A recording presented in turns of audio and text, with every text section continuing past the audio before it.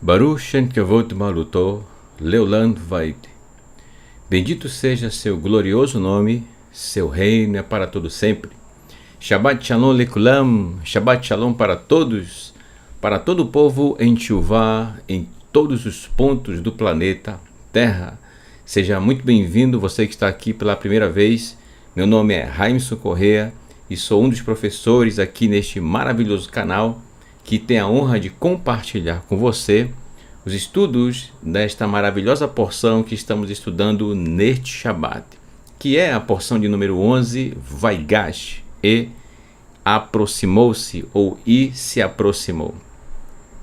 Então quero aqui desde já agradecer a todos pela sua participação aqui conosco nos estudos que realizamos desde o Kabbalat Shabbat, agora no Shaharit, e também agradecer as felicitações dos nossos irmãos, né?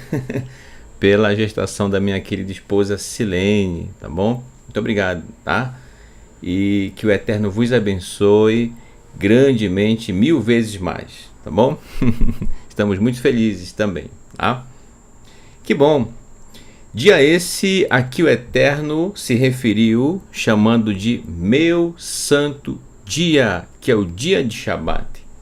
Portanto, sempre quando é Shabbat, uma das funções é que o Shabbat é memorial da criação do Eterno. Nós trazemos a memória, trazemos a lembrança que o Eterno criou tudo que existe, gente, na natureza, ou a natureza em si, Ele a criou. Então, toda vez que nós celebramos, que nós estamos presentes neste dia, que é um encontro marcado com o Eterno, nós estamos celebrando, trazendo à memória a criação do Eterno. Além do que, como eu acabei de dizer, é um encontro semanal que nós temos com Ele, com o Eterno, sendo este dia o ponto mais alto da semana, o dia em que a nossa alma se eleva. Dia esse que é um santo dia, portanto, é um dia de repouso mesmo, certo? Onde as atividades semanais que nós temos já ficam reservadas para a semana, e no dia de Shabbat é o dia de nós descansarmos. O nosso corpo e o ser humano como um todo estar em família, certo? E se você, por exemplo, se não está aí na sua casa, ou quem sabe aí com sua família, está cumprindo a sua escala de serviço, aí onde você está, e eu tenho certeza que quando o Eterno lhe conceder uma oportunidade de trabalho, de forma que você esteja em dia de Shabbat com sua família, eu sei que você estará. Enquanto isso, permaneça aí, meu irmão, tá? Porque é daí que sai o seu sustento para a sua família. E aí onde você está, quem sabe no seu trabalho, eu cumprimento você com um Shabbat Shalom, tá bom? E que o seu coração também esteja da mesma forma conectado ao Eterno todos os dias, e principalmente nesse maravilhoso dia, dia de Shabbat, tá bom?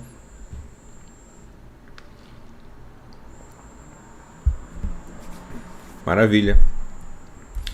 Então, para a gente já aproveitar o nosso tempo, estamos estudando neste Shabbat a porção, como eu já falei anteriormente, de número 11, porção Vaigash, e aproximou-se.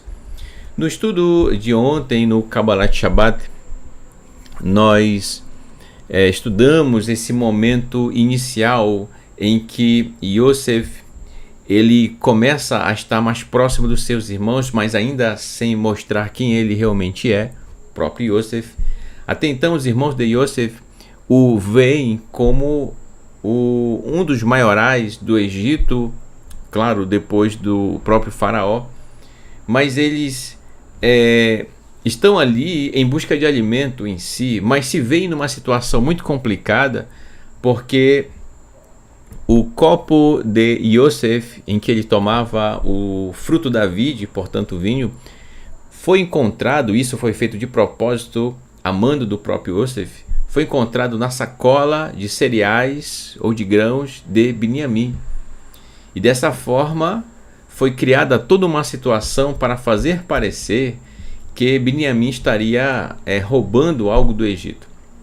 Mas na verdade Yosef estava fazendo tudo isso para verificar realmente se seus irmãos, em termos de caráter, haviam mudado para melhor ou se permaneceu da mesma forma que ele os conheceu na época em que ele tinha apenas 17 anos, certo? Onde o último encontro deles foi em Dotam. De lá, Yosef foi vendido para os ismaelitas e levado para o Egito. Tá? Então, esse é o contexto do momento em que nós estávamos estudando desde ontem, tá certo? E da mesma forma dos estudos anteriores às porções Vaigash. Chegamos até aqui e convido você a darmos sequência a este maravilhoso estudo, tá bom? Você que está chegando agora, quem sabe, né, que pela primeira vez, vamos ler os textos em hebraico e logo abaixo, não fique assustado, já está a tradução para o português, tá bom? E a gente vai passo a passo, meate, tá certo? Sempre com muita calma, com muito cuidado, verificando cada ponto em particular, tá certo? Para que favoreça a nossa compreensão, tá bom? Você que está iniciando no estudo do hebraico, esse é um excelente momento para você, além de estudar a própria porção em si, já exercitar o seu estudo de hebraico, tá bom? Então nos acompanhe na leitura, passo a passo, que você só tem a desenvolver mais e mais o seu estudo do hebraico, tá bom? Ok, então convido-vos a continuarmos a leitura, o estudo dos textos dessa maravilhosa porção. Bereshit, Gênesis, capítulo 45, verso 1, diz assim: Velo yachol Yosef lehitapek lechol hanitzavim alav vaikra hotziu kol ish me'alai velo amar ish ito Behitvada Yosef el Echav, e não podia Yosef mais se segurar. Olha só, gente, ele nessas idas e vindas dos irmãos dele, imagina só como estava o coração de Yosef, já não podendo mais, de tanta emoção e de poder reencontrar seus irmãos, a sua família, já não estava mais se segurando diante de todos que estavam em pé à sua frente. E chamou dessa forma: tirem todos os homens de perto de mim, obviamente sem contar os seus próprios irmãos que estavam diante dele. Todos os egípcios foram convidados, entre aspas, né, a se retirarem da presença de Yosef. Portanto, além dos irmãos de Yosef ali perto dele, haviam realmente servos de Yosef que estavam de prontidão para qualquer coisa que ele precisasse. Mas ele dispensou estes servos para estar a sós com os seus irmãos. Por isso nenhum homem mais estava com ele quando se revelou Yosef para seus irmãos. É interessante nós notarmos aqui que é muito incrível esse momento em que Yosef com seus irmãos, ele busca estar a sós com eles.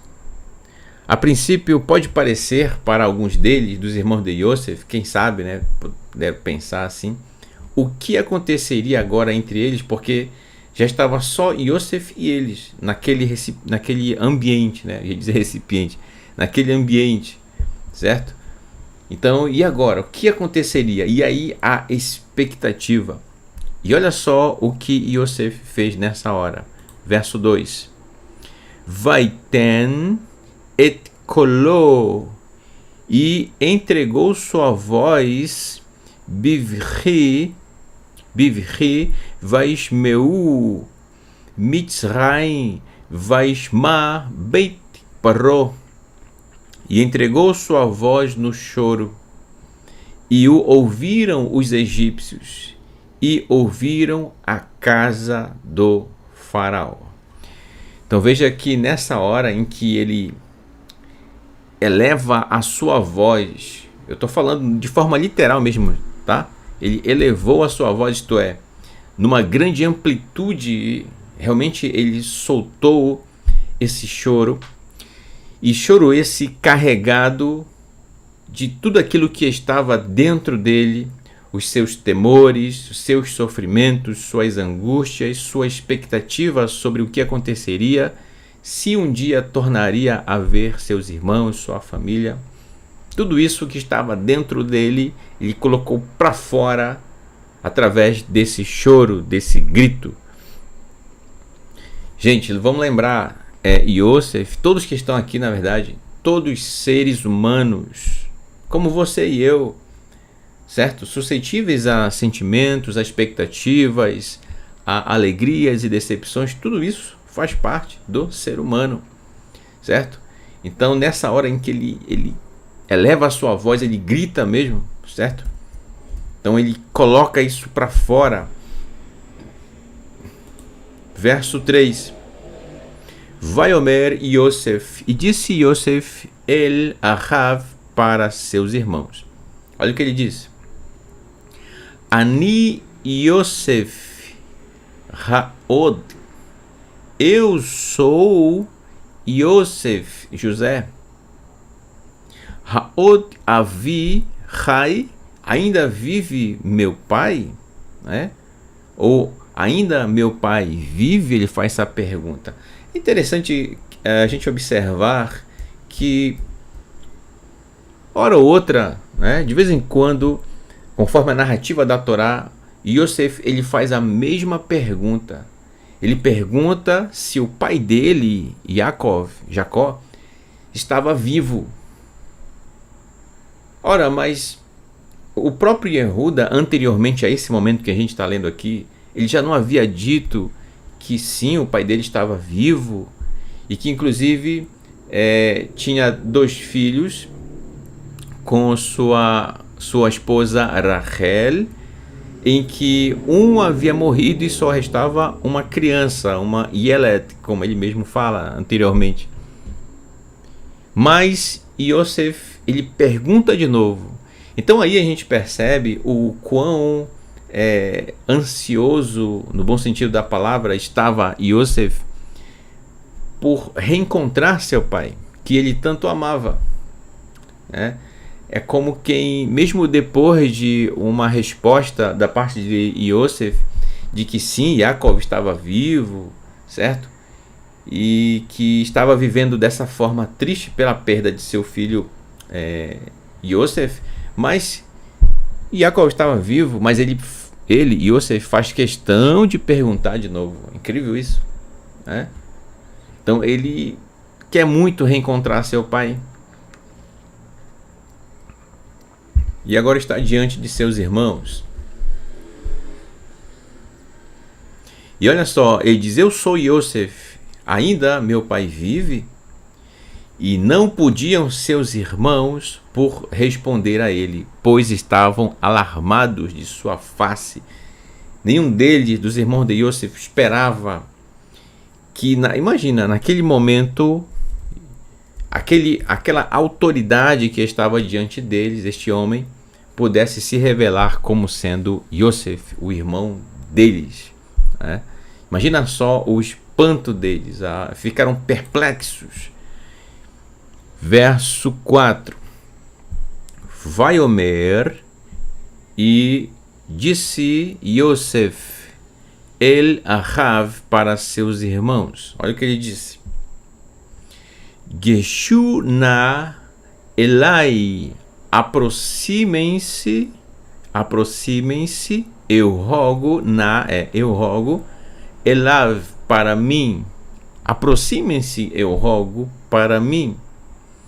Vaigashu, e eles se aproximaram. Aqui mais uma vez, gash, aqui Vaigashu flexionado também, que é o nome da porção Vaigash. Perceba que essa expressão de se aproximar ela está muito presente nessa porção, né? É incrível. Então é uma marca que o Eterno deixou nessa porção, essa aproximação, tanto dos irmãos de Yosef para com ele, Yosef, quanto em um outro aspecto que a gente vai analisar aqui logo mais, e se a chance o Eterno assim nos permitir, tá bom? Aproximem-se, eu rogo, para mim. Vaigashu, Vaiomer, e se aproximaram e disseram, e disse, Ani Yosef, eu sou Yosef, Ahirem, o irmão de vocês, Asher, que Merarten, que vocês venderam, e Ti, que vocês venderam, Mitzrayim, né, para o Egito, ou ao Egito. Bem, se os irmãos de Yosef tinham alguma dúvida a respeito disso, nessa hora, toda dúvida se realmente esse homem, essa autoridade egípcia diante deles, é ou não Yosef, saiu. Sem dúvida, realmente é Yosef. Porque no referencial dos irmãos de Yosef, como pode, imagina só, como pode este homem saber que nós vendemos nosso irmão Yosef se só estávamos nós, irmãos? Entende? Então toda e qualquer dúvida, se é que havia entre eles nesse momento, e bem provável que havia, né? Mas agora já não tem mais, porque ele sabe disso. Então é Yosef que está diante deles. Tá? Então imagina só. Por que eu marquei em vermelho aqui? Geshuna Elai. Aproximem-se, eu rogo, para mim. Então nessa hora, os filhos de Yaakov, até então, em termos de irmãos no caso, né? Eles, irmãos, não estavam de forma completa juntos, né? Faltava alguém. Quem era esse alguém? Yosef, que foi vendido para os ismaelitas e levado para o Egito. Certo? Faltava. Então, o Eterno proporcionou esse reencontro entre Yosef com seus irmãos. Incrível isso, né? Que bênção, maravilha, poder reencontrar sua família. A gente pode imaginar, certo, de certa forma, essa alegria de Yosef, como quando, por exemplo, alguém reencontra um parente que há muito tempo não via e que por algum motivo, né, não tinha como essas duas pessoas se verem, ou quem sabe reencontrar sua família, mas finalmente aquela pessoa, depois de tantos anos, reencontra a sua família. Então é uma alegria imensa, imagina só, né?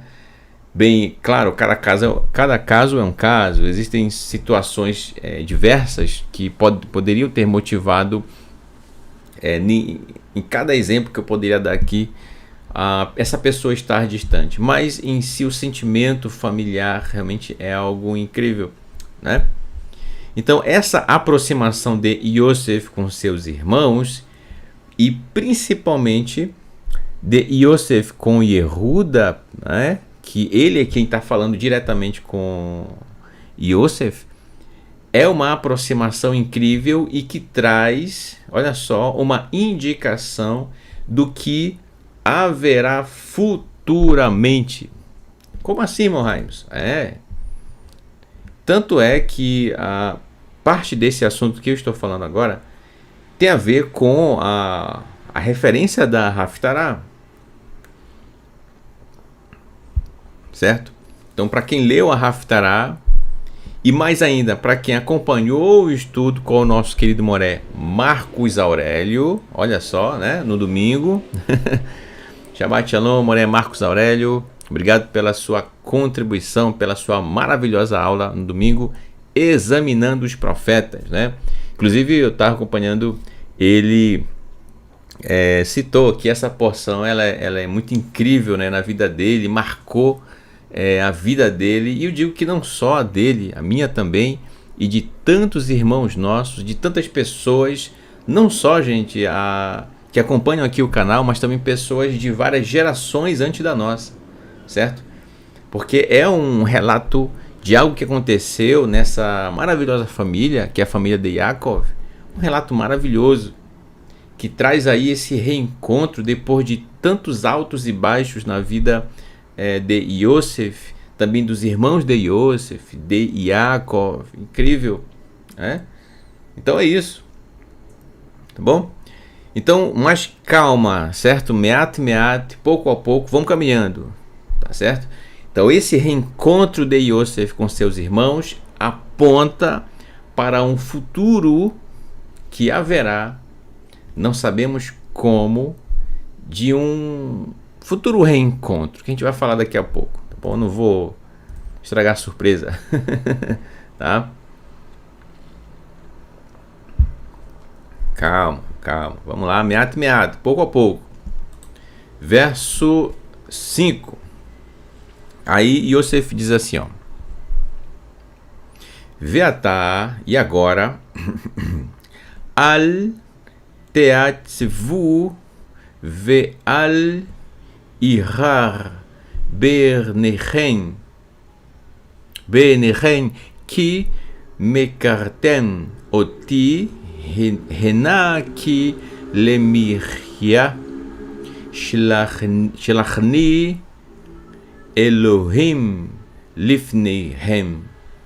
E agora não se torturem, né? Não se torturem, não se machuquem, não fiquem sentindo remorso no interior de vocês e não se irritem nos olhos de vocês, isto é, não fiquem olhando uns para os outros com aquele olhar de, olha, a culpa foi sua, hein?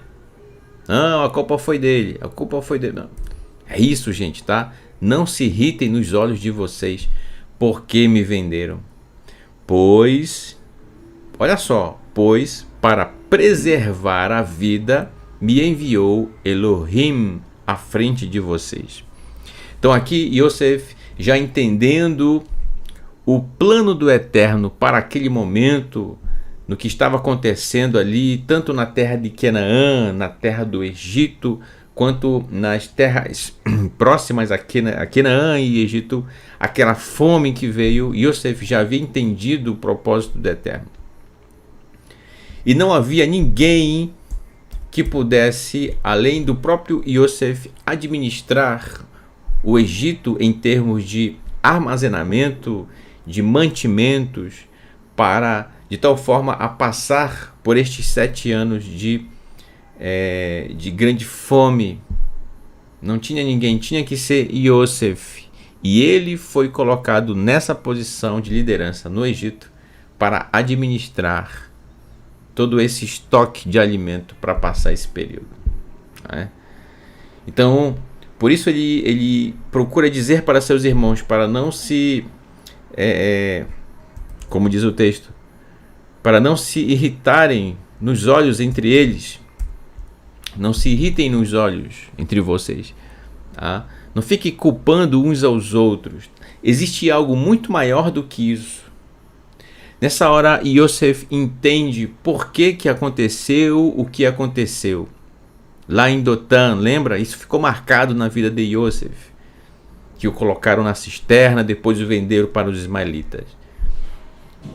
Na época, Yosef, 17 anos... Claro, imagina tudo aquilo acontecendo e pensando só no momento, e só depois Yosef, olhando para o passado, vai compreender qual o propósito de tudo isso, né? Então, quando a gente olha para a história da humanidade, que a gente percebe o quão realmente, quantas coisas terríveis têm acontecido e aconteceram ao longo, né, da história da humanidade, gente, tá? Como, por exemplo, a gente não entende, se a gente olhar especificamente para um ponto da história da humanidade, a gente não vai entender a respeito do porquê aquilo aconteceu. A gente fica se perguntando, não é assim? Puxa, mas por que o Eterno permitiu isso? Por que permitiu aquilo? Por que aquilo outro, aquilo outro? E eu vou dar só um exemplo aqui para você aguçar aí a sua mente, a sua percepção, tá certo? Como por exemplo, se por um lado,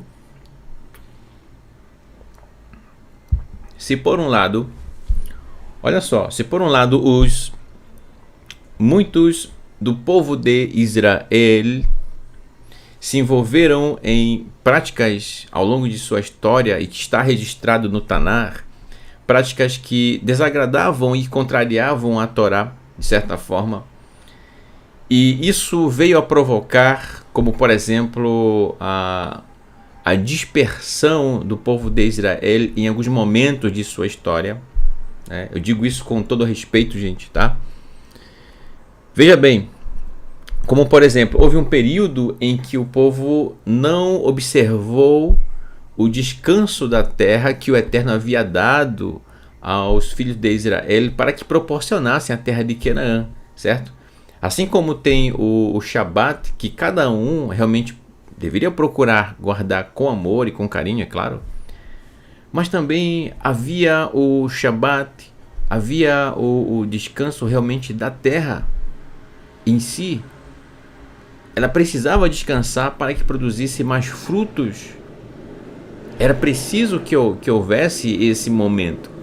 Contudo, naquele período houve em um dos reinos de Israel, conforme a sua liderança da época, em que já não havia esse respeito, essa observância a respeito do Shabat da terra. Consequência, exílio, né?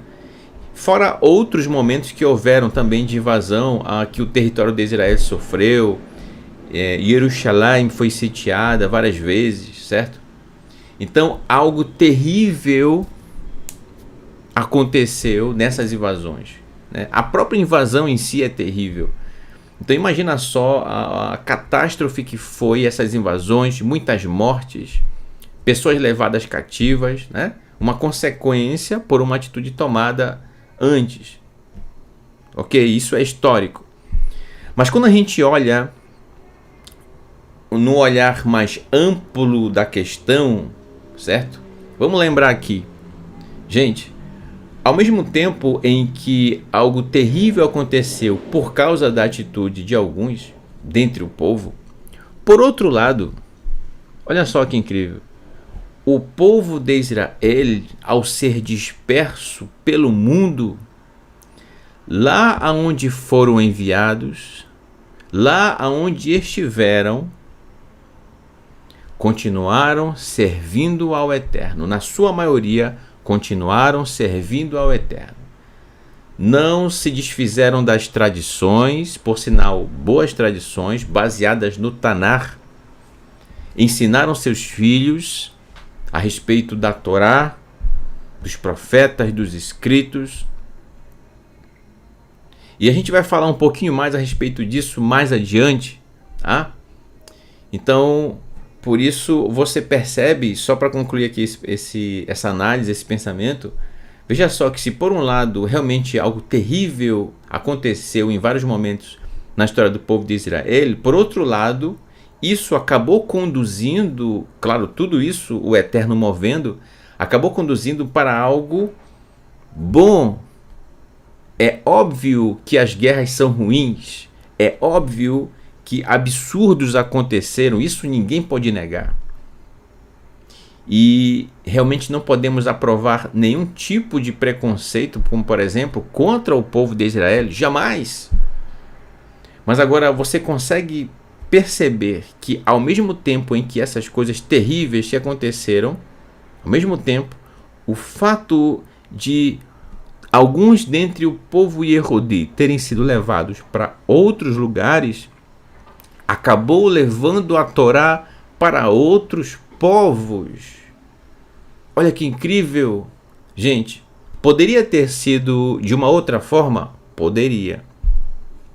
Menos dolorosa? Poderia. Mas a gente não está aqui para questionar realmente a ação do Eterno. Tá certo? Mas olha só.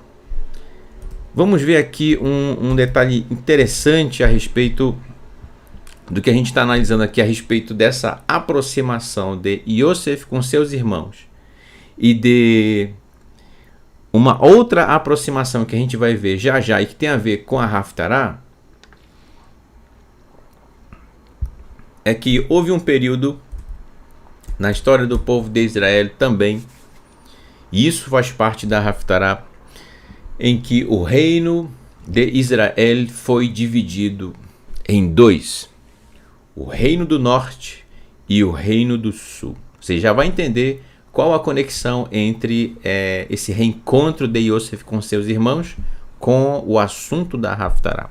Bom, então, repetindo, conforme nós estudamos com o nosso querido Moré Marcos Aurélio no domingo, houve essa divisão do povo de Israel em Reino do Norte e Reino do Sul. Eu separei aqui um mapa para a gente observar isso melhor, tá bom? Aqui, ó, para você observar. Então aqui, ó, aqui em verde, tá? Em verde, em parte do território de Israel, aqui, ó, Reino do Norte. Nessa parte de baixo aqui, Reino do Sul. Tá? Reino do Sul. O Reino do Norte também era chamado de Reino de Israel. E o Reino do Sul também era chamado de Reino de Yehuda ou Judá. Tá certo?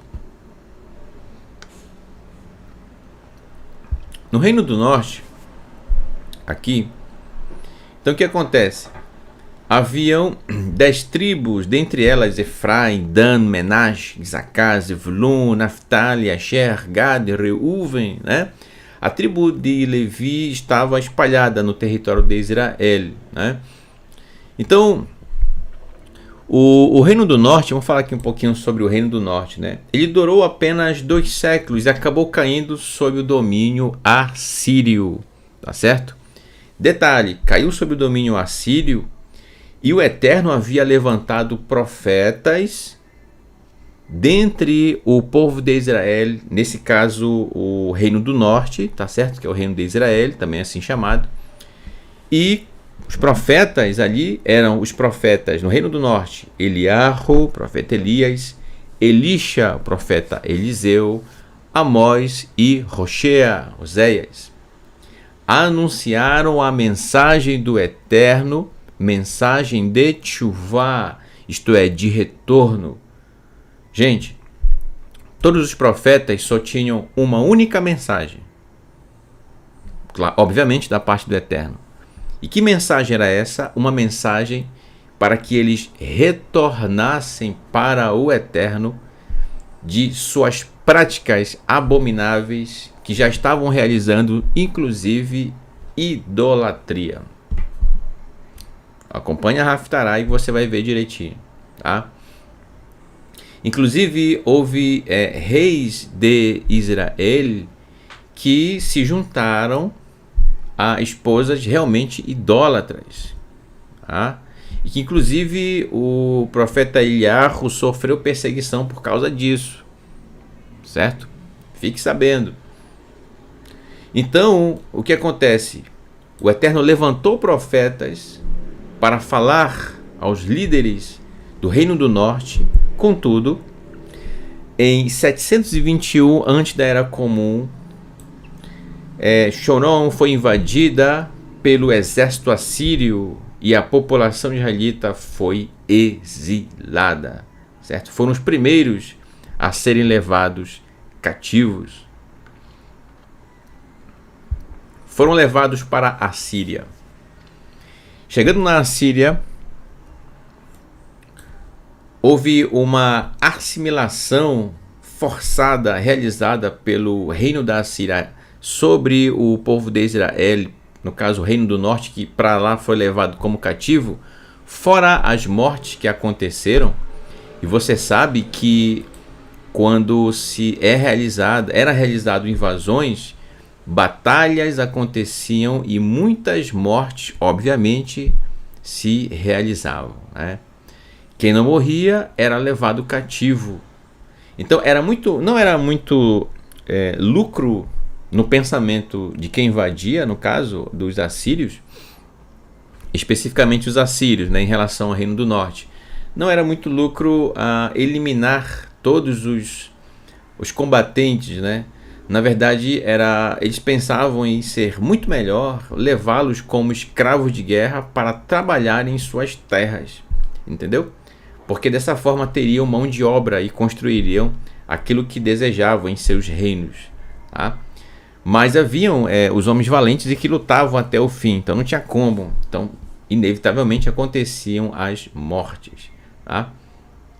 Então, gente, na Síria, o Reino do Norte, o Reino de Israel, foi assimilado. Os homens foram dados para casar com mulheres da Síria, e da mesma forma, homens sírios se casaram com mulheres de Israel, que estavam lá, e dessa forma nunca mais voltaram.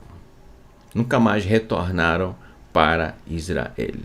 Foram assimilados totalmente, né? Contudo, olha só, contudo, o Eterno, ele conhece cada um. Ele sabe onde cada um está. Olha que incrível, né? Mesmo dessa forma, sendo assimilados, calma, né? Calma. Vamos ver isso com mais detalhes mais adiante. E o reino de Yehuda, certo? Que é o reino do sul. Bem, no reino do sul, o que acontece? O Eterno levantou profetas, dentre eles, para anunciar a mensagem de Teshuvá, de retorno do reino do sul, de retorno ao Eterno. E temos profeta Joel, Yeshayahu, Isaías, Micra, Miqueias, Sefaniá, Sofonias, Irmeiahu, Jeremias e Habacuque. Todos estes o Eterno levantou para levar a mensagem de Teshuvá aos líderes do Reino do Sul. Contudo, não eram ouvidos. Foram levados cativos. Por quem? Pelo Império Babilônico, né? Então, no ano 586 antes da Era Comum, o rei Nabucodonosor, invadiu Jerusalém e levou sua população ao exílio. E já no exílio, né? E ali tem o profeta Daniel, profeta Yehezkel, durante o exílio. E também, posteriormente, o profeta Ageu, Zacarias e Malaquias. Tá certo? Então, veja só quantos profetas foram levantados para trazer o povo de Israel, tanto do norte quanto do sul, de volta para o Eterno, que fizessem Teshuvá. Contudo, não realizaram. As batalhas aconteceram. Muitos morreram. Muitos foram levados cativos. E imagina o sentimento, né? Além dos combatentes em si, mulheres, crianças, pessoas de idade ali no meio, algo terrível que aconteceu.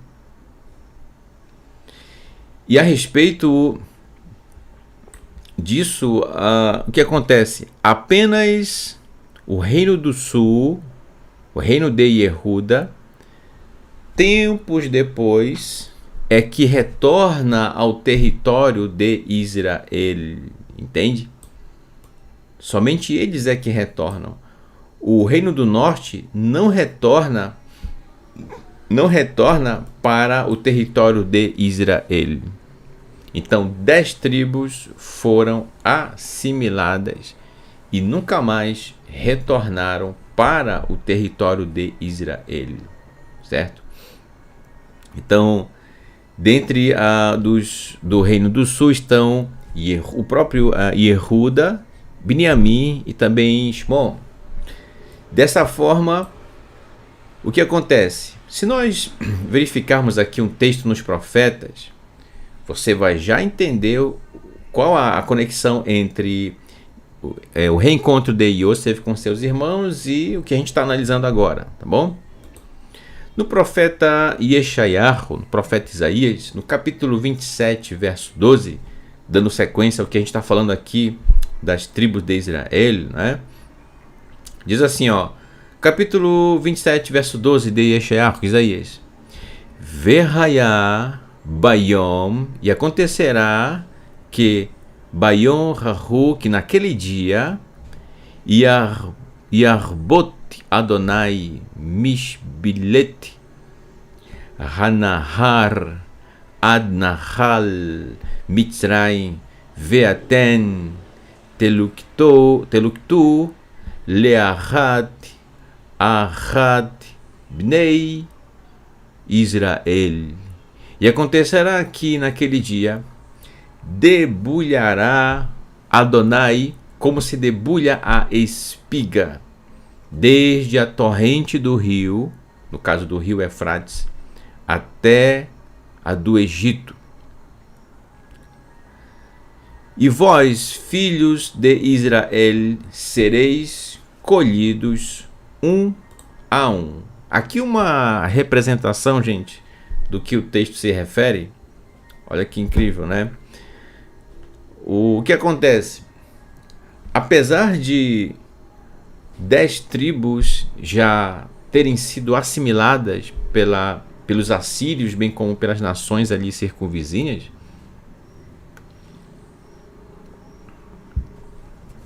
apesar disso, olha que interessante, o Eterno, ele tem planos com as 12 tribos de Israel, certo? Então, se por um lado, vamos lá, se por um lado toda essa catástrofe que aconteceu com essas 10 tribos, na verdade as 12, né? Todo esse terror que veio para as 12 tribos, 10 que foram assimiladas, e aí eu repito o que eu falei ainda há pouco, lá onde estiveram, ou onde estão, guardam a palavra do Eterno no seu coração. Mesmo assim, mesmo com tudo isso, o Eterno sabe onde está cada tribo, mesmo depois de tanto tempo. E aí você deve lembrar da visão dada ao profeta do vale de ossos secos, né?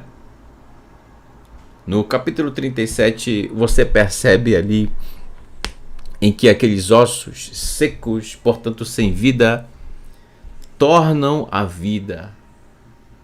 Eles são realmente trazidos à tona.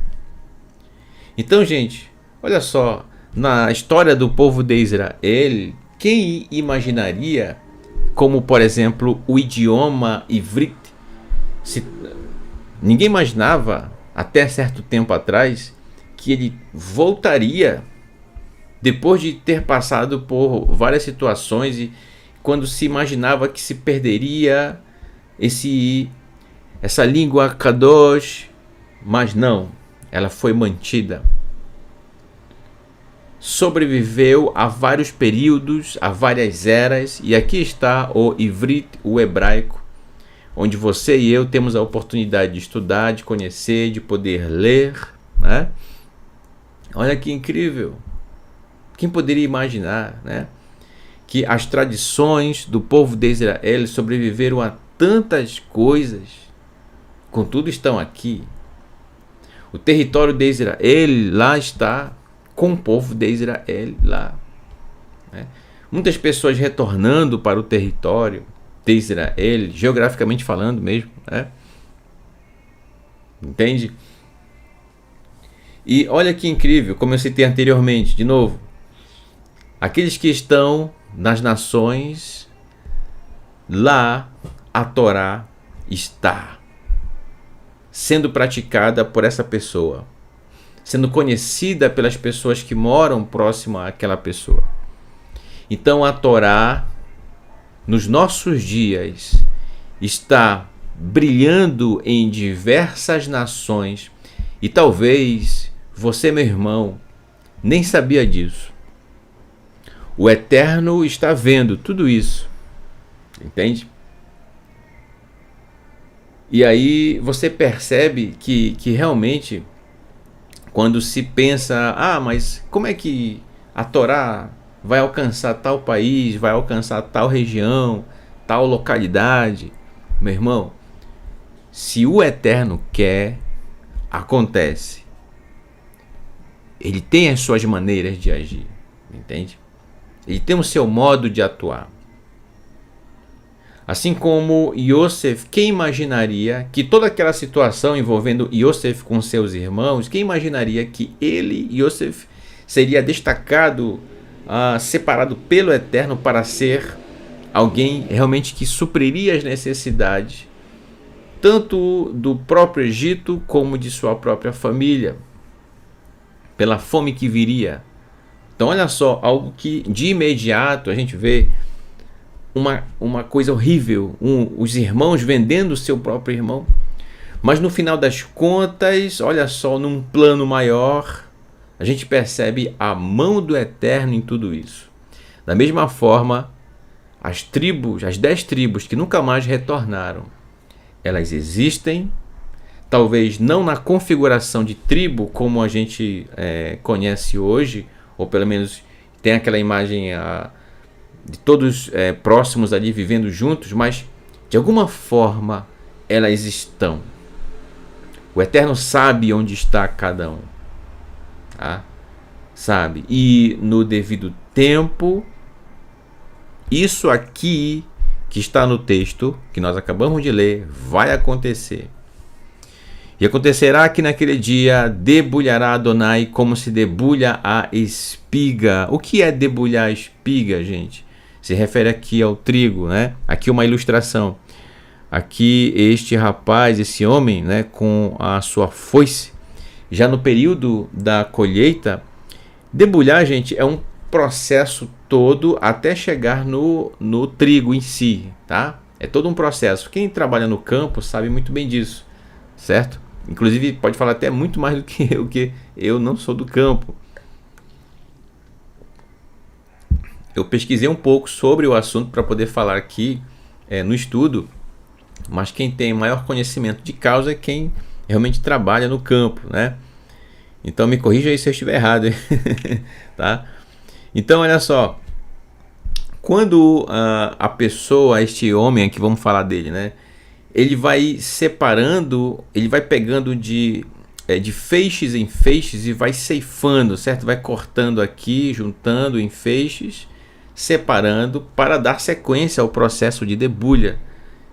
Então, o que é a debulha em si da espiga? Está escrito aqui no final do texto, gente. E sereis colhidos um a um. Então, para ele, por exemplo, aqui nessa imagem, para ele recolher esse feixe, ele teve que juntar feixe a feixe, unindo uns aos outros, e só então ele passa a foice. Entendeu? Então é assim, ele vai selecionando, ele vai escolhendo, junta aquele grupo de feixe, né? Aquele feixe que forma um feixe e passa a foice. Entendeu? Isso é a debulha. Então o profeta Yeshayahu, o profeta Isaías, ele fala dessa maneira porque de forma semelhante, assim o Eterno fará com as tribos de Israel. Quando ninguém mais tem esperança alguma a respeito, e inclusive não sei se nessa hora agora aí no chat, né? Não sei se alguém já se precipitou aí, diz, mas não tem como, foram assimilados pelos assírios, não tem mais jeito. Meu irmão, deixa eu lhe dizer uma coisa, talvez se você pensou nisso, né, ou quem sabe escreveu no chat. Se o Eterno quer reunir as tribos, meu irmão, quem é que vai impedir? Não tem assimilação que dê jeito. Não tem cultura que dê jeito. Se o Eterno quer reuni-las, ele vai reuni-las. Mas, irmão Raimes, como que ele vai fazer isso? Ele vai utilizar a tecnologia 5G, né? A internet? Eu é que não sei. Não pergunte para mim, eu não sei. Os pensamentos do Eterno, os planos do Eterno são muito mais elevados e nem se compara, né, com os nossos. O que é isso? Olha o exemplo de Yosef com seus irmãos. Onde que Yosef imaginaria que um dia ele iria reencontrar seus irmãos? Porque no pensamento dele, de Yosef, ora, se os meus irmãos me venderam, então eles não querem nem me ver pintado de ouro, como a gente diz, né, por aqui no Brasil. Eles não querem me ver de jeito nenhum, né, de jeito nenhum. Quem imaginaria que um dia os irmãos de Yosef apareceriam diante dele? Acontece que quando a gente lê o texto da Torá, por exemplo, daqui, né, que você vê a história como um todo, você acaba perdendo um pouco da percepção se você não analisa de forma pontual. Então é preciso às vezes a gente se colocar no lugar da pessoa que está sendo citada no texto para poder perceber qual a expectativa daquela pessoa, qual a expectativa de Yosef, de Yehuda, de Binyamin, de Yaakov, entendeu? E dessa forma você consegue enxergar como se fosse um 3D na Torá, entende? Da perspectiva de um, da perspectiva de outro, da perspectiva daquele outro em si, entende? Da mesma forma, na perspectiva de quem está de fora, que vê todo o processo histórico. É incrível. Então, você entende o que eu estou falando? Quem esperaria, ou melhor, Yosef jamais esperaria que um dia fossem reencontrar seus irmãos. Contudo, chegou o momento, chegou o dia, e a gente acabou de ler aqui anteriormente a isso, que ele reencontra seus irmãos de forma inesperada, né?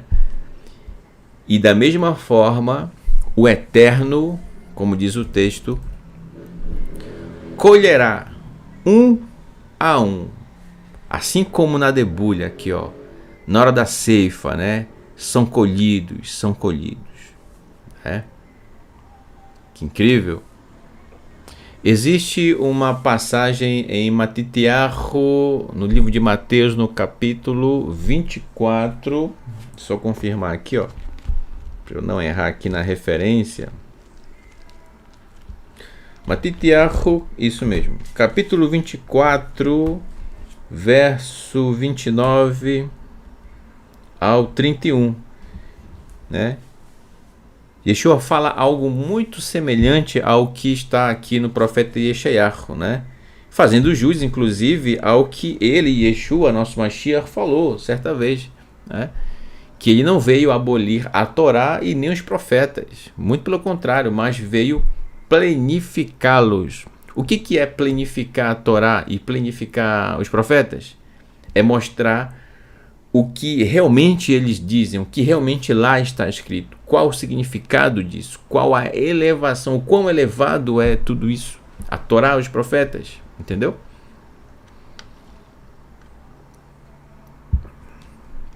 Verso, ainda são dois versos que eu separei, tá? Do profeta Yeshayahu. Verso 13, que diz assim: Verhayá Bayon Hahu Itaka Beshofar Gadol. E nesse dia será tocado um grande shofar. Que dia? Dia em que o Eterno irá colher um a um, para reuni-los. Lembra aqui do feixe na mão do rapaz que estava colhendo? Lembra? Pois é, para reuni-los um a um. Uva'u Haovdim Be'eretz Ashur Veranidarim Be'eretz Mitzrayim Verishtarvu Ladonai Barer Vekodesh Birushalam. E nesse dia será tocado um grande shofar que atrairá os que se perderam na terra da Assíria. Olha aqui. Eles voltaram? Ainda não. Ainda não. Então, gente, o shofar vai ser tocado. Aí você me pergunta, ô irmão Raimus, esse shofar aqui é de forma literal? Alguém realmente vai subir lá no Monte Everest, né? Que é o monte mais alto do mundo, e vai tocar um shofar? Meu irmão, eu não posso dizer que vai ser. Eu não tenho a mente do Eterno, entendeu? Mas o que será que estaria falando o profeta ao dizer que seria tocado um grande shofar? Bem, estaria esse grande shofar se referindo a, assim como o sonido do shofar que ecoa quilômetros com a sua capacidade sonora, né? Estaria se referindo à voz da Torá se propagando para longas distâncias, incluindo países em que estão essas 10 tribos que ainda permanecem nas nações? Pode ser, pode ser. E se você observar, gente, nos nossos dias, reparar como a Torá tem sido grandemente difundida, apresentada, praticada, estudada pelas nações. É incrível, né? Então, eu tenho plena certeza, gente, que poucas nações ou poucos lugares ainda não conhecem a Torá. Pouquíssimos lugares.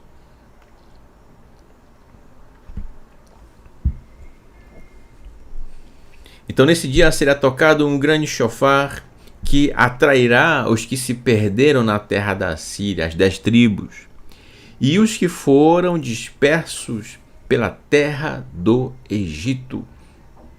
E virão para adorar Adonai no sagrado monte em Jerusalém, certo? Inclusive havia uma grande discussão, havia uma briga ali entre o Reino do Norte e o Reino do Sul, né? E que já não queriam mais, o Reino do Norte, por exemplo, não queriam mais ir até a Jerusalém, porque ficava no Reino do Sul.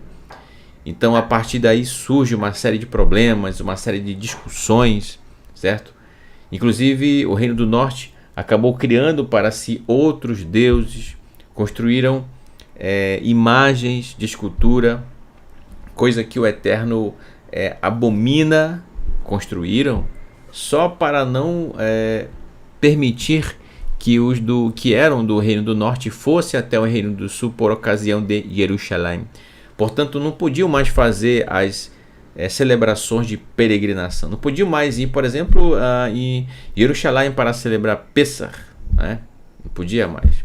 Não tinha mais como, certo? E bem como outros moedim, outros encontros marcados. Então, gente, existe essa promessa do Eterno, tá? E aí, você e eu, hoje, olha só, você e eu, hoje, somos como que, nessa hora, a respeito desse tópico, como Yosef, como José. Como assim, Moraes? Lembra que eu falei ainda há pouco? Yosef não esperaria que os seus irmãos um dia aparecessem diante dele. Da mesma forma, a gente para pensar, gente, na história, no momento. E aí a gente se pergunta, onde estão essas 10 tribos? Como elas estão? Estão sobrevivendo? Estão estudando a Torá, as porções? Como é que elas estão? Eu não sei, meu irmão. Eu não sei. Sabe? O que eu sei até então, por exemplo, é que alguns grupos, certo? Que foram, na verdade, para o território de Israel, sendo de tribos, de outras tribos, e que eram de lugares que nem se imaginava, e que grupos que até hoje guardam seus costumes, suas tradições. e alcançaram o reconhecimento por parte da liderança de Israel e puderam retornar para Israel. Algumas sim, já. Né? Existem matérias sobre isso no YouTube, né? Isso não é de agora já, né? Já tem um certo tempo. Então, gente, quando ninguém mais esperava, está se descobrindo, está aparecendo diante de nós estas 10 tribos. Incrível, né? Por isso que eu disse, o Eterno sabe onde cada tribo está, certo? Ele sabe. Inclusive, na carta de Apocalipse, né? Risaion, a visão, no capítulo 21, já no final da carta, quando Yohanan, um dos Talmid de Yeshua, ele vê descendo do Marom a Nova Jerusalém, a Nova Jerusalém, descendo da parte do Eterno, toda adornada. E ele percebe que lá, nessa Nova Jerusalém, que é o reino do Eterno, olha só, portanto o reino da Torá, nela havia 12 portões, e nesses 12 portões, os nomes de cada um dos filhos das tribos de Israel. Portanto, o nome das 12 tribos, 12 portões. Né? Então, portas essas que jamais se fechariam. Portanto, cada tribo entrará pela sua própria porta. Então, mais uma vez, o Eterno faz menção às 12 tribos, certo? Unindo-se, todas elas se encontrando na Nova Jerusalém. Incrível, né? Então, gente, não podemos perder a esperança de que sim, as 12 tribos serão reencontradas, reunidas, mas não é pelo ser humano em si, mas de forma plena pela mão do Eterno. O Eterno há de reunir as 12 tribos. Então, ainda que se diga que fulano não é de tal tribo, é de outra tribo, mas o Eterno sabe onde está cada um. Estão espalhados pelo mundo. E aí, como eu já disse outras vezes, né, muitos dentre o povo de Israel chegaram aqui no norte do Brasil também, assim como chegaram no sul, chegaram no nordeste, onde no nordeste, inclusive, a presença judaica é muito forte, tá certo? Ali onde nordeste, eu lembro do Moré Daniel, né? Morá Deise. Um grande abraço, meus queridos Morim. Shabbat Shalom a vocês, tá bom? Um grande abraço, Victor Henrique, tá certo? E que o Eterno vos abençoe sempre, sempre. Então, no Nordeste, gente, a presença judaica é muito forte. Muito forte, forte mesmo, tá? Chegaram ao norte do Brasil, e aqui eu estou como representante do norte, né? Por volta ali de 1800, certo? E já ali onde a minha querida Belém, chegaram a Belém, chegaram aqui onde eu estou, Manaus, chegaram em Manaus. E não apenas, gente, nas capitais, certo? Também adentraram, como por exemplo, eu posso falar um pouquinho ali no estado do Pará, de onde eu sou natural. E além de chegar em Belém, percorreram também os rios principais do estado, adentrando realmente ali a braços de rio e chegando a comunidades realmente de pouco acesso. E lá, nesses lugares, nessas cidades ribeirinhas, puderam viver em paz, uma vez que sempre fugindo de um lado e de outro, né? Sempre de uma situação de perseguição, como os que chegaram, por exemplo, aqui no norte do país, na sua maioria vieram do Marrocos, certo?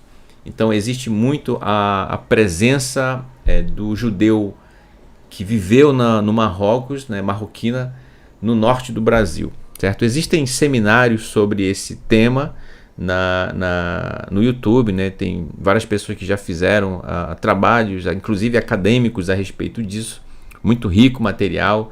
E existem muitos relatos, né, de famílias ribeirinhas no estado do Pará, bem como aqui no Amazonas, de famílias que herdaram realmente costumes e tradições que vêm do povo Yehudi.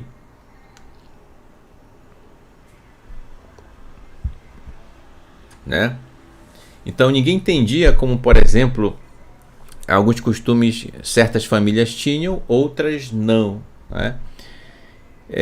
Nos cemitérios também, que existe um espaço reservado para sepultamentos de famílias judias e assim por diante, né? Entende? Então, gente, sem falar, eu estou falando do norte aqui, que é onde eu moro, né? Onde eu vivo, onde eu conheço. Também no centro do país, no sul do país, certo? Em todos os estados do nosso país.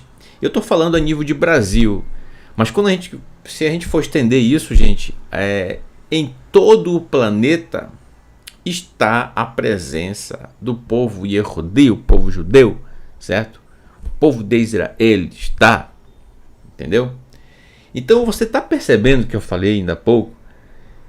Então, através de cada Yehudi, a Torá de Adonai, ela está em todos os pontos do planeta Terra, em todos os países. E quando o shofar for tocado, eu não sei se isso é literal, gente, ou se é de forma figurativa, ou se representa uma outra coisa. É algo do eterno, tá? A gente está analisando aqui o texto do profeta Yeshayahu, é algo do eterno. Quando o shofar for tocado, o eterno colherá um a um, isto é, ele reunirá. Não é um grupo religioso de uma determinada religião, denominação religiosa, certo? Não tem nada a ver disso. Não. É algo do eterno. Ele vai reunir as 12 tribos. Repito, 12 tribos. Não tem nada a ver com religião. Tá? São as tribos do povo de Israel. Aceite a pessoa que talvez está ouvindo isso ou não, tá? Então, você se não aceita isso, então você não é eu, né? Você não aceita a palavra do Eterno, que o Eterno está falando pelo profeta Yeshayahu, entendeu? Então, mas se a religiosidade acaba falando mais alto na vida de uma pessoa, então, ok, o ser humano que siga, né, o seu caminho. Cada um tem o direito de escolher o seu próprio caminho, siga. Mas aqui estamos falando do que o Eterno tem para o seu povo. Nesse caso aqui, as 12 tribos. E interessante que a Torá, ela não é apenas para as 12 tribos de Israel, ela é para o ser humano. Interessante, né? Então, sim, esse grande encontro, além das 12 tribos de Israel, as nações, ou as pessoas, óbvio, quando eu falo nações, as pessoas, a pessoa física, que ama a Torá de Adonai, que pratica de todo o coração, com toda a sua alma, com todo o seu ser, realmente estará na Nova Jerusalém, isto é, no reino do Eterno, que é o reino da Torá. Né? Ok? Então, gente, olha só que incrível, né? Como é incrível a gente perceber isso, porque quando nós não podemos de forma alguma perder as esperanças, tá? De forma alguma. O Eterno vai reunir o seu povo, as 10 tribos serão reunidas. Então, aceite alguém ou não, mas vai ser reunido. O Eterno já falou isso, tá bom? Então, essa é a conexão, gente, que há entre o reencontro, tá bom? O reencontro de Yosef com seus irmãos.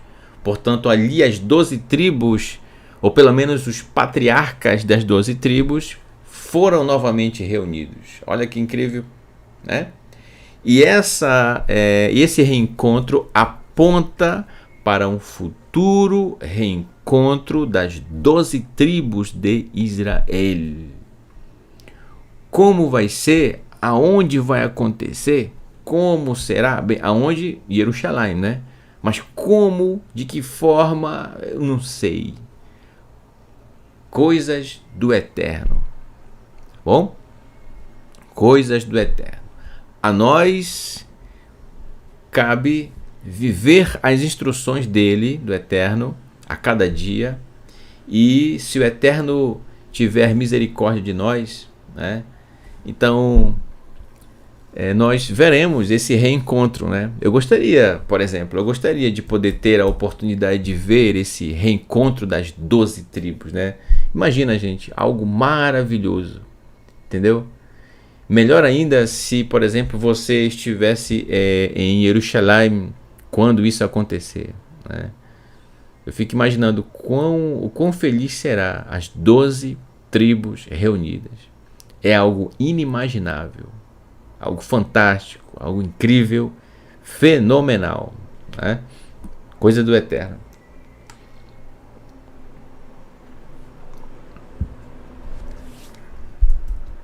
Então vamos dar sequência ao texto, voltando aqui para o Sefer Bereshit, Gênesis capítulo 45, verso 6.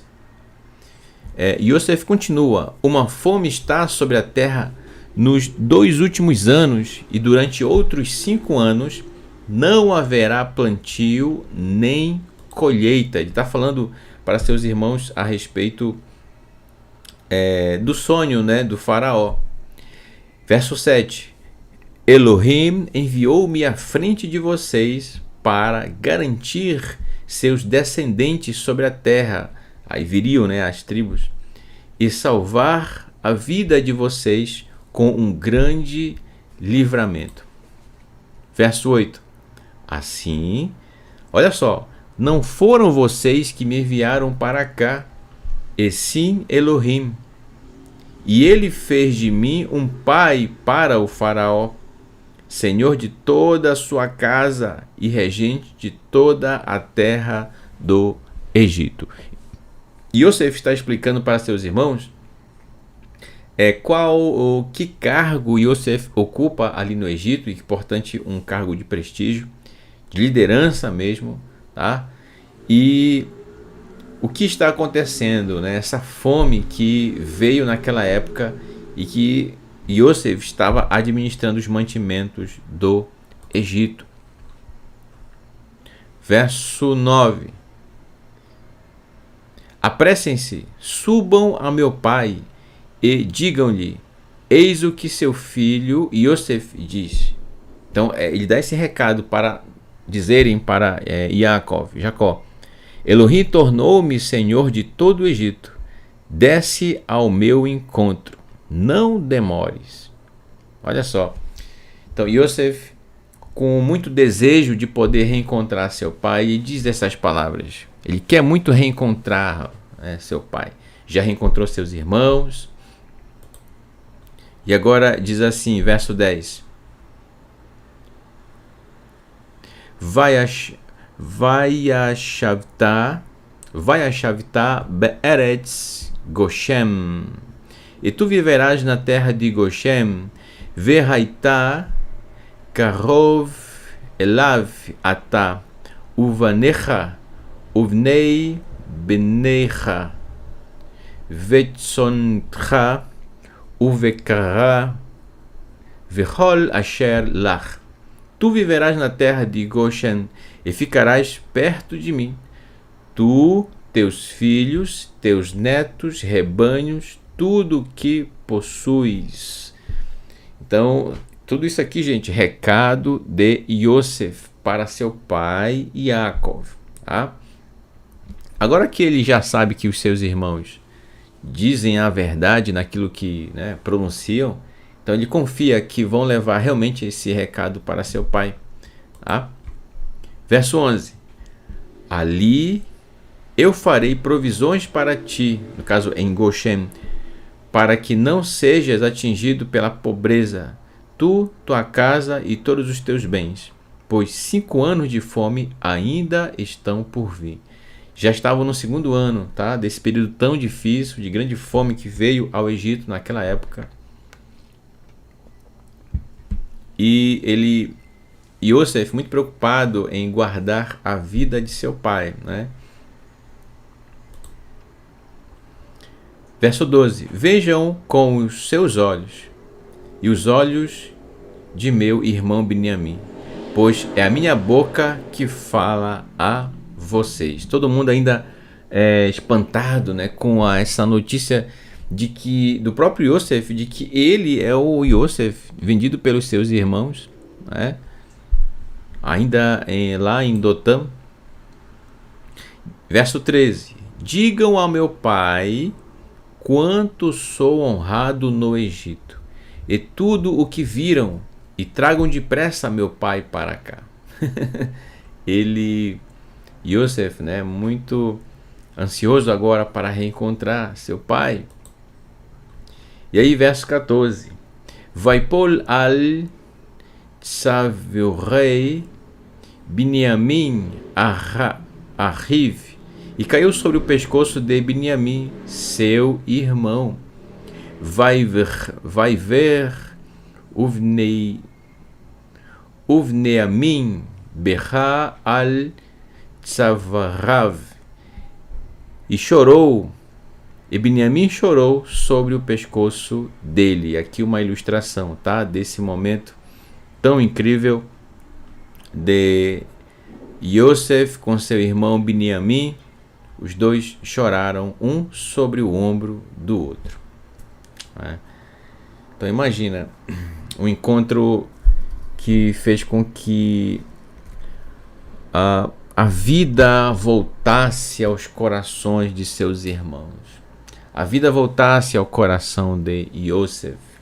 Assim como a vida tornará, isto é, a vontade de viver, é disso que eu estou falando, ao coração de Yaakov, que acontecerá nos textos mais adiante. Verso 15. E ele beijou todos os seus irmãos e chorou sobre eles. Depois disso, seus irmãos falaram com ele. Então, aqui um momento, uma ilustração, certo? Enfim, um momento... É difícil até explicar, gente, nessa hora, os sentimentos, a emoção, tudo no mesmo instante, o espanto, né? Como assim tudo isso, né? Vindo naquela hora, e tudo isso movido pela mão do Eterno sobre o que estava acontecendo ali, né? Verso 16. Verkol nishma beit pro lemor ba'u ahai Yosef vaitav beinei paro uveinei evadav. E a voz chegou à casa do faraó. Os irmãos, olha só o que disseram na casa do faraó. Os irmãos de Yosef chegaram, e foi bom aos olhos do faraó e aos olhos de seus servos. Por que será que Faraó achou muito bom o fato de os irmãos de Yosef estarem ali no Egito? E mais, saber Faraó que Yosef tinha irmãos. E aí vem algo muito interessante, certo? Que é o seguinte, pensa bem, não foi à toa que Faraó colocou Yosef como um dos principais no Egito, abaixo do próprio Faraó, né? Ele percebeu o quão realmente a capacidade de administrar, a inteligência de Yosef, a sabedoria, né? Ele tinha inteligência e sabedoria. O quão realmente o Eterno estava com Yosef, e em tudo que Yosef colocava a sua mão, em tudo que ele fazia, era abençoado, aquilo frutificava, aquilo ia avante, certo? Tudo dava certo naquilo que Yosef fazia. Então, Faraó, né, ora, agindo de forma, né, lógica, colocou Yosef ali como sendo o líder para administrar tudo aquilo que estava por acontecer, portanto a fome que viria, entendeu? Então, é óbvio, acima de tudo isso, o Eterno movendo as situações. Então, gente, vendo o Faraó, o comportamento de Yosef, a fama dele que correu ali ao Egito, né? A sua honestidade no seu trabalho, a forma como ele se comportava. Então, vamos pensar aqui o que muito provavelmente Faraó tenha pensado. Vamos lá. Ora, se um Yosef aqui já está administrando de uma forma espetacular o Egito, né? Imaginando aqui, quem dirá mais Yosefs, né? Eu vou usar aqui o plural. Quem dirá mais Yosefs, assim como ele, administrando também outros pontos do Egito. Então o Egito vai crescer de uma forma incrível, entende? Então no pensamento de Faraó, quem sabe ele viu esse aspecto. Peraí, se Yosef é assim, provavelmente seus irmãos também são pessoas inteligentes, sábias, respeitosas, que honram com seus compromissos. Então eu vou querer eles trabalhando comigo, entendeu? Ora, qual é o dono de uma empresa, por exemplo, que não gostaria que os irmãos, que também têm um bom procedimento, daquele seu melhor, a melhor pessoa que trabalha com ele, também os irmãos dele trabalhem com ele? Obviamente, sendo pessoas tão exemplares quanto aquela pessoa que para ele trabalha, entende? Então, Faraó faz questão de trazê-los, gente. Serão pessoas muito bem cuidadas, guardadas. Tanto é que posteriormente Faraó vai convidá-los para guardarem ou administrarem os gados do Egito, do Faraó no caso, né? Já que eles tinham habilidade nisso, certo? E aí, e mais, né? Ora, não somente os irmãos de Yosef, mas o pai de Yosef, portanto Yaakov. Olha que incrível. Porque imagina só, outra coisa que provavelmente Faraó deve ter pensado. Gente, Faraó, gente, não era o nome dele, tá? Faraó é o cargo maior, o que a gente chama de rei, os egípcios chamavam de Faraó, tá? Só para você ter uma equivalência aí. Então, muito provavelmente Faraó pensou: ora, se Yosef tem toda essa educação, é uma pessoa de qualidade, de respeito, de honra, então grandes qualidades devem estar no pai dele e em sua mãe. Óbvio, Faraó não sabia que a mãe de Yosef já havia falecido, mas provavelmente deve ter pensado dessa forma: quem com tanta habilidade e capacidade instruiu Yosef, né? Então, se Yosef é assim, quem dirá os pais dele, entende? Aí você percebe aí Yosef honrando seu pai e sua mãe, honrando seu pai que está vivo e sua mãe que já havia falecido, entendeu? Trazendo assim boa fama, trazendo bons olhos para a reputação de seu pai e de sua mãe. Olha só que conexão, né? Incrível. Então, vale a pena, gente, proceder de forma correta onde quer que estejamos, tá bom? No nosso trabalho, em qualquer lugar, na escola, enfim, onde quer que você esteja, tá certo? Porque dessa forma você vai estar honrando o nome do seu pai e da sua mãe. E não só do seu pai e mãe de forma imediata, mas dos pais dos seus pais, dos pais dos seus pais, portanto, seus avós, tataravós. E se você fizer esse caminho de volta, você chegará em nossos pais, Adão e Havá. Adão e Eva. Você estará honrando nossos pais, né? Nossos patriarcas. Tá certo? Então, o pensamento de Faraó, Olha só, né? E não é bobo nem nada, né? Ele está realmente entendendo aqui a questão, e se Yosef tem irmãos, ele quer trazê-los de novo, para perto, né, dele, tá certo? Verso 17. O faraó disse a Yosef: diga a seus irmãos: eis o que vocês devem fazer. Preparem seus animais, vão à terra de Canaã. Né? Verso 18. Peguem seu pai e suas famílias e voltem para mim. Eu lhes darei uma boa propriedade no Egito, e vocês comerão a gordura da terra. Olha só, né? Comer a gordura da terra, isto é, comerão do melhor da terra, certo? O que há de melhor na produção egípcia da época. Ok. Então, nós temos aqui nosso último slide do estudo de hoje, verso 19. Além disso, e isso é uma ordem, façam o seguinte: levem carroças da terra do Egito e tragam seus filhos pequenos e suas mulheres, e tragam seu pai e venham. Tá? Olha só, uma ordem, né? Verso 20. Não se preocupem com suas posses, pois todas as coisas boas da terra do Egito são de vocês. É uma honra, né, para o faraó. Verso 21.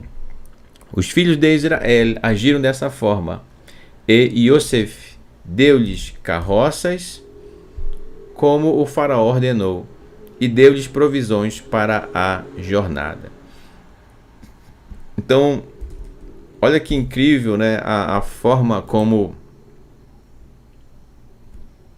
a gente percebe o carinho de Yosef e como ele alcançou realmente a benevolência do faraó da época, agindo em favor de sua família, de seus irmãos, certo?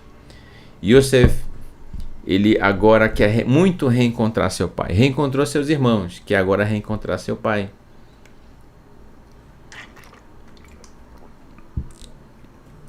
E esse é o desejo do seu coração, tá bom? Nessa hora. Ok. Bem, eu quero aqui agradecer a você pela sua participação no nosso estudo aqui no Shaharit, no estudo realizado pela manhã. E que o Eterno abençoe você sempre, sempre, tá? Shabbat Shalom, ok? Quero agradecer a você, a sua família, tá bom? Por ter estado conosco nesse momento, desde o Kabbalat Shabbat, aqui pela manhã. E vamos seguindo adiante, tá bom? Logo mais à tarde teremos o nosso último momento, nosso último encontro nesse Shabbat para o estudo da porção Vaigash. Eu espero que até aqui você tenha compreendido que eu trouxe para compartilhar com você do estudo dessa maravilhosa porção, e que possamos guardar as lições que até aqui nós estudamos e que possamos praticar em nossa vida, em nosso cotidiano, tá bom? Então lembre-se, nunca percamos a esperança, mas que possamos mantê-la a cada dia acesa, tá? Como uma chama acesa. Assim como Yosef, ele sonhava em encontrar sua família, né? Quem sabe ele chegou até a imaginar que nunca os reencontraria, mas o Eterno proporcionou esse reencontro dele com seus irmãos. Todos os patriarcas das 12 tribos, no caso, se reencontraram. Da mesma forma, está registrado nos profetas que o Eterno há de reunir as 12 tribos. Não sei como, não sei quando, e Jerusalém com certeza está presente nesse cenário. Mas quais as ferramentas, qual modo, que mecanismo o Eterno vai utilizar? Coisa do Eterno, cena dos próximos capítulos. Então vamos deixar o Eterno realizar aquilo que ele tem que realizar no seu devido tempo, tá bom? Então na hora certa acontecerá. Então eu espero realmente poder estar e contemplar esse lindo reencontro das 12 tribos, tá bom?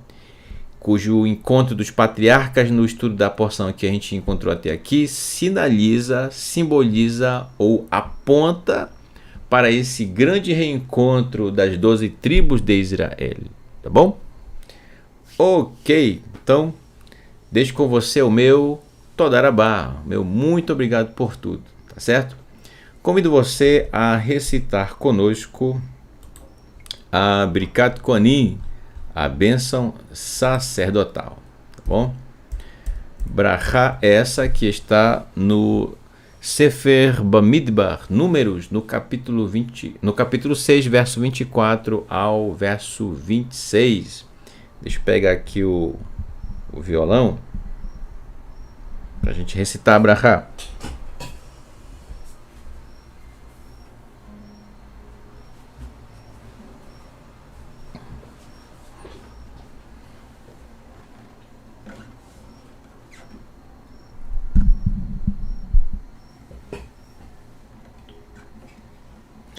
Recite conosco.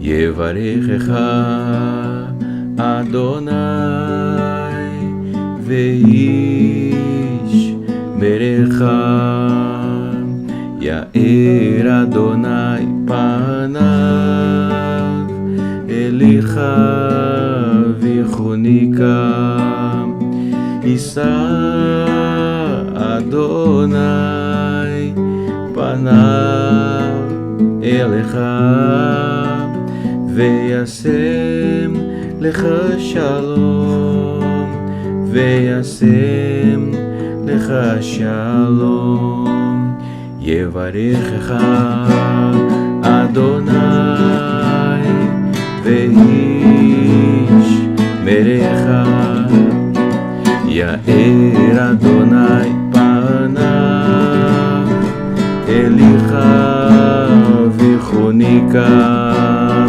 Isa Adonai panav elecha Veyasem lecha shalom Veyasem lecha shalom.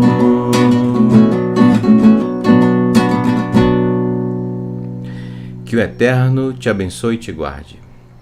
Resplandeça Adonai o seu rosto sobre ti e tenha misericórdia de ti. Levante Adonai o seu rosto sobre ti e te conceda Shalom, paz, prosperidade, saúde, segurança, felicidade, alegria e bem-estar, que vem de Adonai. Bishem Yeshua HaMashiach, em nome de Yeshua HaMashiach. Amém. Elohim Melech Neeman, Elohim é Rei fiel.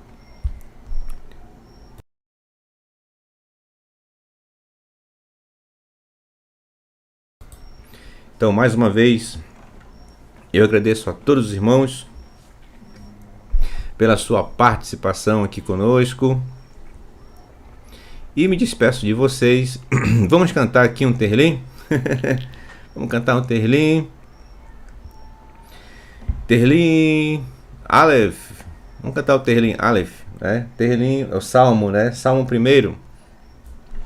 Bem-aventurado o homem que não anda segundo o conselho dos ímpios, não se detém no caminho dos pecadores e nem se assenta à roda dos escarnecedores. Antes, o seu prazer está na lei de Adonai, né? Que é melhor traduzido como na Torá de Adonai.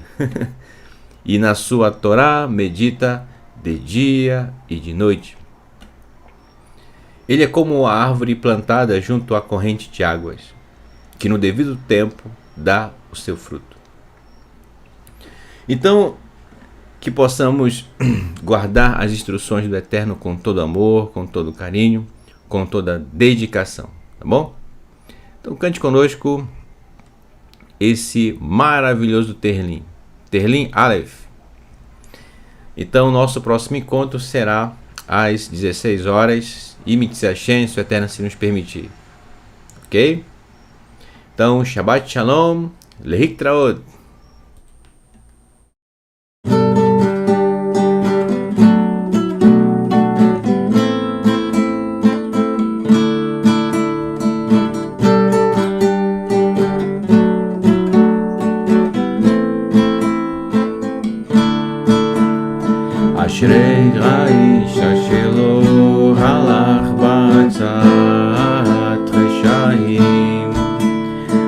ובדרך עדיין לא עמד, במושב עצי לא ישב, כי אם בתורת השם חפצו, ובתורתו נביגם יומם בלילה. אשרי האיש אשר לא הלך בעצת רשעים, ובדרך עדיין לא עמד, במושב עצי לא ישב, כי אם בתורת השם חפצו, ובתורתו נביגם יומם בלילה. קיה של כתוב הפגל מאי, אתם תהיו איתי ביתול, ועלי לא יבול. וכל אשר עשה יצליח, וכל אשר עשה יצליח, וכל אשר עשה יצליח, וכל אשר עשה יצליח. לכם הרשעים, כי כמוך שטוב ורוח, על כן לא יקומו רשעים במשפט, וחטאים בעד הצדיקים. כי יודע השם, כי יודע השם דרך צדיקים, כי יודע השם, כי יודע השם דרך צדיקים, כי יודע דשאים טובים.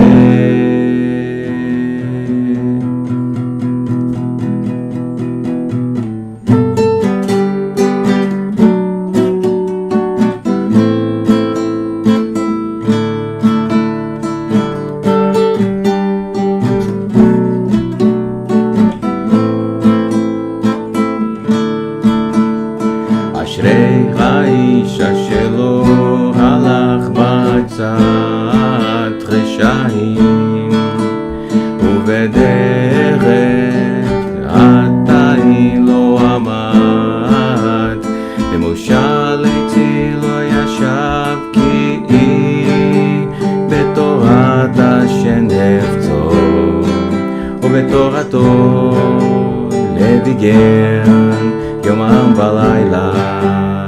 קיה של כתוב לפגל מאי, אתם תהיו איתי ביתו, ועלי לא יבול. וכל אשר עשה יצליח, וכל אשר עשה יצליח, וכל אשר עשה יצליח, וכל אשר עשה יצליח. לכם הרשעים, כי כמוך השם טוב ורוח, על כן לא יקומו רשעים במשפט, וחטאים בעד הצדיקים. כי יודע השם, כי יודע השם דרך צדיקים,